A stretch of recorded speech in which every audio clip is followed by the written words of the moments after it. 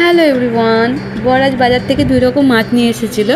তাই আমি এখন ঝটপট মাছগুলো ধুয়ে নিচ্ছি, কারণ 10 থেকে 15 মিনিট পর না ডাস্টবিনের গাড়ি আসবে। সেইখানে যদি মাছের এই চিংড়ির এই খোসাগুলো ফেলে দিয়ে আসতে পারি তাহলে ভালো হয়। নয়তো আবার আগামীকাল আসবে, ততক্ষণ মাছগুলো যদি নোংরাগুলো থাকবে না, মানে বাজে একটা স্মেল আসবে। তার মধ্যে দেখি মাছের ডিমও রয়েছে, তো ডিমগুলোকে আমি একটু আলাদা করে রাখলাম, আর এদিকে একটু মাছগুলো ভালোভাবে ধুয়ে লবণ হলুদ মাখিয়ে রাখতে রাখতে দেখি গাড়িও এসেছে।